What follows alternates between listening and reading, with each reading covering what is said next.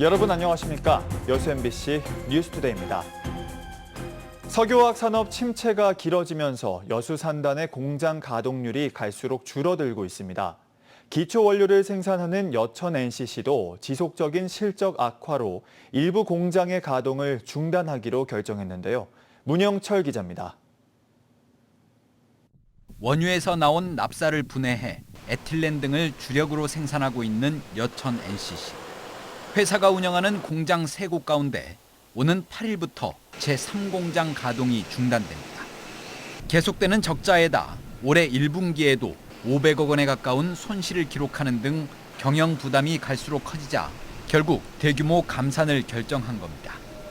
3공장에서 생산할 수 있는 에틸렌 규모는 연간 47만 톤으로 여수 산단 전체 에틸렌 생산 능력의 7에서 8% 정도를 차지합니다. 여천 NCC 측은 공장을 언제쯤 다시 가동할지는 정해지지 않았고 경기 상황 등을 지켜본 뒤 재가동 여부를 판단할 계획이라고 밝혔습니다. 3공장에 배치됐던 인력 가운데 일부는 시설 유지 보수 작업 등에 투입될 예정입니다. 노동조합도 공장 가동 중단을 불가피한 상황으로 받아들이고 파장을 줄이기 위한 방안을 고민하고 있습니다. 근무의 형태가 변화함으로 인해서 실질 임금이 손해를 보는 그런 상황이 발생이 됩니다. 그 부분에 대해서는 회사하고 조합이 최대한 그 피해를 줄일 수 있도록 여러 가지 다양한 아이디어를 통해서 방법을 강구하고 있고. 석유화학 침체가 장기화하면서 LG화학과 롯데케미칼 등 대기업들마저 이미 일부 공장이나 생산 공정 가동을 중단한 상황. 수익성을 가늠할 수 있는 에틸렌 스프레드가 하반기 들어 다소 반등했지만 여전히 손익 분기점을 밑돌고 있고 글로벌 공급 과잉과 외국 기업들의 저가 공세 등 구조적 문제가 해소될 기미를 보이지 않아 단기간에 반전을 기대하기 어렵습니다. 공급이 중국에서 워낙 많이 되고 있다 보니까 당장 수익이냐라고 보기엔 좀 어려운 점이 많죠. 인력 감축과 공장 가동 중단 등 총체적 위기에 직면한 여수 산단. 기업과 노동자들의 생존을 위해 석유화학 산업 전반의 구조 조정과 체질 개선이 시급해 보입니다. MBC 뉴스 문형철입니다. 포스코그룹 노동조합연대가 국회에서 K스틸 법안이 발의된 데 대해 환영의 입장을 밝혔습니다. 포스코그룹 노동조합연대는 지난 5일 국회에서 발의된 철강산업 경쟁력 강화 및 녹색 철강기술 전환을 위한 특별 법안에 대통령 직속 정책기구 설치, 탄소중립 R&D 지원, 특구 지정 등이 포함돼 철강산업을 국가 책임으로 전환하는 실질적인 법안으로 평가하며 환영의 뜻을 밝혔습니다.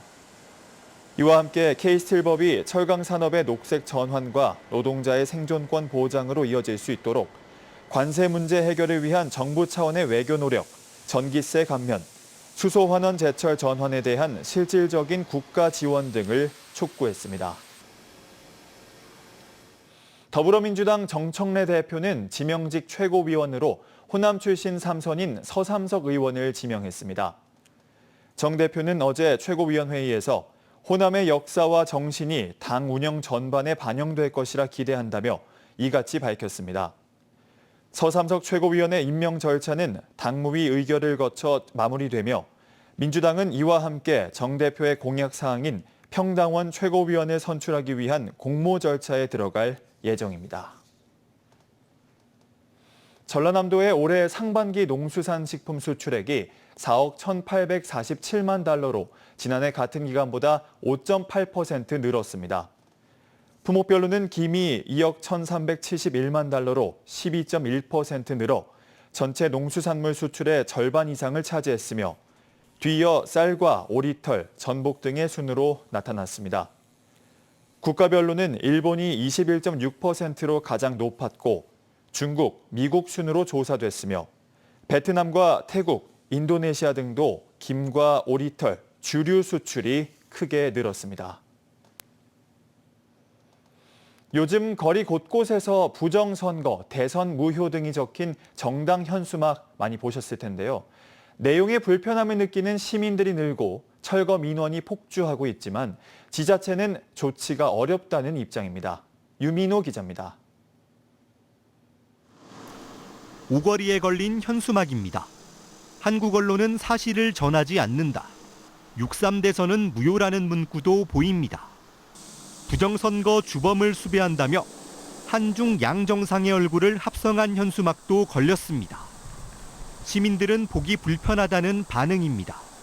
엄청 불편하죠. 저 가짜뉴스 같은 아직도 저렇게 믿고 있는 사람이 있다는 게. 철거를 원하는 목소리도 나옵니다. 빠른 시일 내에 저런 거 다 철거를 좀 했으면 좋겠어요. 예. 그 저뿐만이 아니고 모든 시민들을 보면서 다 한마디씩 하더라고요. 저거. 하지만 이 같은 현수막 철거는 쉽지 않습니다. 내용에 불만을 품고 현수막을 훼손한다면 오히려 재물손괴 등으로 처벌받을 수 있습니다. 해당 현수막은 부정선거를 주장하는 한 정당이 전국적으로 게시한 것으로 시간 경과에 따라 내용과 디자인을 새로 바꿔 달고 있습니다. 현수막이 걸릴 때마다 민원이 수십 건씩 빗발치고 있지만 지자체는 철거가 어렵다는 입장입니다. 선관위는 최근 현수막 내용이 선거법에 위반되는지를 묻는 순천시 질의에 통상적인 정당 활동에 해당된다는 답변을 내놨습니다. 기관이 초과하거나 이런 좀 위법사항이 있는 경우에는 저희들이 철거 조치하고 그 외에는 정당 활동으로 해당된다고 했기 때문에 조치를 못하고 있는 시정입니다. 정치적 표현의 자유를 보장해야 하지만 민주주의와 공익을 훼손할 수 있어 적극적인 조치가 필요하다는 주장입니다. 그러니까 합법을 가장한 굉장히 위험한 선동의 현수막 정치를 하고 있다 이렇게 느끼고 있습니다. 정부와 지자체가 법을 바꿔서라도 제도를 바꿔서라도 무책임함 뒤로 피하지 말고 반드시 철거해야 된다고 생각합니다. 최근 더불어민주당은 대선 불법 현수막 TF를 구성해 대응에 나서기로 했습니다. 또 일부 광역단체에서는 관련 정당 고발이 이루어지는 등 전국적으로 논란이 계속될 전망입니다. MBC 뉴스 유민호입니다. 순천시가 어린이집과 아동시설에 폭염 대응 냉방비를 긴급 지원합니다. 이번 대책을 통해 어린이집과 지역 아동센터, 다함께 돌봄센터 등 총 216곳을 대상으로 시설당 냉방비 50만 원이 지급됩니다. 순천시는 폭염으로부터 아동 건강을 보호하고 시설의 냉방비 부담 완화를 위해 예비비 1억 800만 원을 확보했습니다. 최근 쏟아진 극한호우에 연이어 피해를 입었던 광주 북구 신안동 주민들과 상인들은 또 비가 온다는 소식에 걱정이 커지고 있습니다. 아직 피해 복구도 다 하지 못했는데 피해가 또다시 발생하지 않을까 하는 우려 때문인데요. 송전긍 기자입니다. 극한호우가 내린 지난 일요일 밤, 비가 쏟아지기 시작하더니 불과 10분도 안 돼 차량이 움직이기 힘들 정도로 도로에 빗물이 가득 찹니다. 지난달 극한호우가 쏟아졌을 때 침수 피해를 입은 상점 주인은 같은 피해를 막기 위해 유리와 바닥 사이에 실리콘을 쏘고 테이프로 빈틈을 메꿨습니다. 극한호우로 지난달과 최근 침수 피해를 입은 상점입니다. 또다시 비가 많이 온다는 소식에 보시는 것처럼 상점 앞에 모래주머니를 쌓아놨습니다. 비가 많이 온다고 해서 가족들이나 친척들이 다 대기하고 있습니다. 그리고 물건은 지금 이 앞에 53cm가 잠겼는데 그 정도에 대비해서 지금 다 물건 올리고 있는 상태고. 피해가 가장 컸던 신안교 앞 주민들도 비 소식에 걱정이 커지고 있습니다. 장판과 도배를 걷어내고 쓸만한 가재도구는 2층으로 옮겨놓는 등 피해 복구를 겨우 해나가고 있는데 3차 피해까지 우려되고 있기 때문입니다. 마르는 데를 또 물로 씻어내니까 젖어갖고 이제 또 며칠 말려야죠. 근데 또 비가 오면 큰일이야, 큰일. 아이고 이제는 어떻게 살란가 모르겠어. 흙탕물로 범벅이 된 장판을 걷어내지 못한 주민도 있습니다. 이불과 옷가지 등 살림살이를 높은 곳에다 옮겨놓기는 했지만 침수로 곰팡이가 생겨 잠을 잘 수조차 없게 됐습니다. 지금 저 다른 데로 갔죠. 아파트로. 여기서 못 자요. 비만 온다면 불안해서 못 살겠어요. 잇따른 침수 피해에 뿔이 난 신안동 주민들이 광주시와 북구를 상대로 법적 대응에 나서기로 한 가운데 문인 북구청장은 주민들과 간담회를 열었습니다. 침수 피해 원인과 앞으로의 대책에 대해 주민들에게 설명했지만 주민들은 지자체의 대응이 허술했다고 목소리를 높였습니다. 저희들은 답답해요. 정말 손해는 이만저만이 받지 어떻게 해준다는 뭐 가이드라인도 하나도 없이.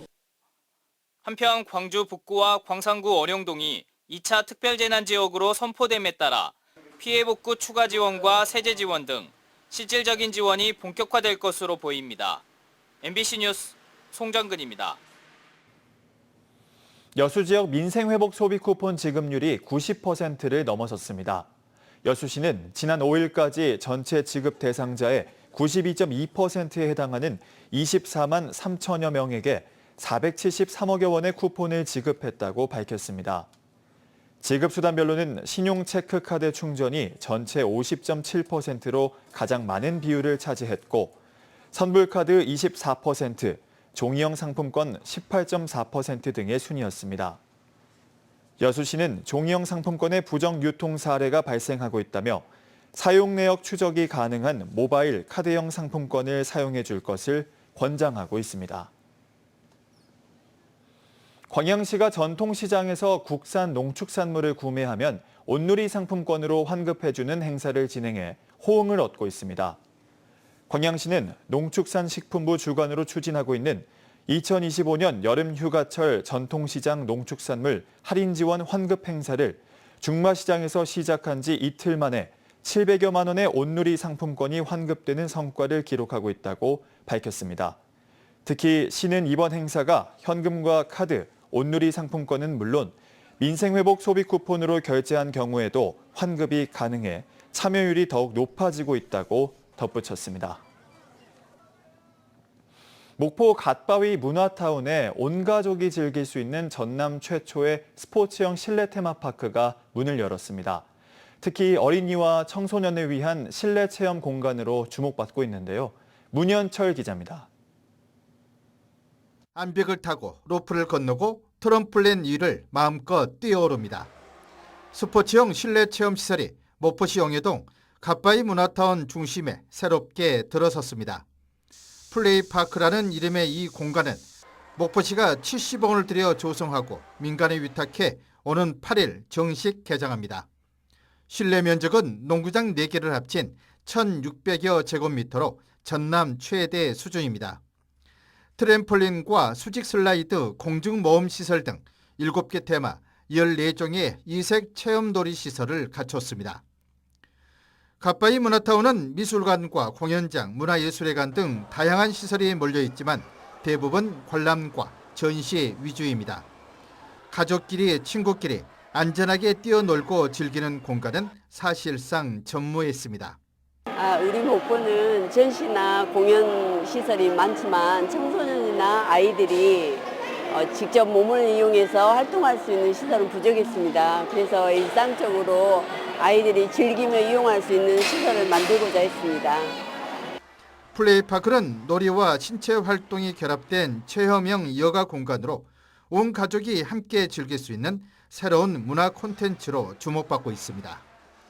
지속적으로 찾아주실 수 있는 지역형 놀이공간을 만들기 위해서 앞으로 시설 안정과 좀 프로그램 다양성에 좀 초점을 맞춰서 이제 개발해 나갈 생각입니다. 문화와 예술이 있는 공간에 특히 아이들의 일상적인 놀이시설이 더해지면서 갓바위 일대의 활용폭도 점차 넓어질 것으로 보입니다. MBC 뉴스 문현철입니다. 고흥군이 중증 치매 노인의 실종을 예방하기 위해 전남 최초로 ICT 기반 출입관리 시스템을 시범 도입합니다. 고흥군은 어제 고흥경찰서와 SK텔레콤 컨소시엄과 ICT 기반 치매 실종 예방 사업 도입에 관한 업무 협약을 맺었습니다. 이 시스템은 출입문에 설치된 감지 기기를 통해 실시간으로 출입 여부를 파악할 수 있고 보호자에게 즉시 알림이 전송돼 실종을 예방하고 긴급 상황에도 신속히 대응할 수 있을 것으로 기대됩니다. 고흥군은 중증 치매 환자 100명을 대상으로 시범 운영하고 점차 확대할 계획입니다. 광양의 대표 축제인 전어축제가 다음 달 개최됩니다. 올해로 24회째 열리는 광양전어축제는 다음 달 12일부터 사흘 동안 진월면 망덕포구 일원에서 별에는 밤 전어가 전하는 바다의 향연을 주제로 맨손 전어잡기 체험과 진월 관광 스탬프 투어 등 다채로운 프로그램으로 개최됩니다. 특히 올해 축제는 처음으로 해상에서 직접 전어를 잡는 해상 전어잡이 시연 행사가 열립니다.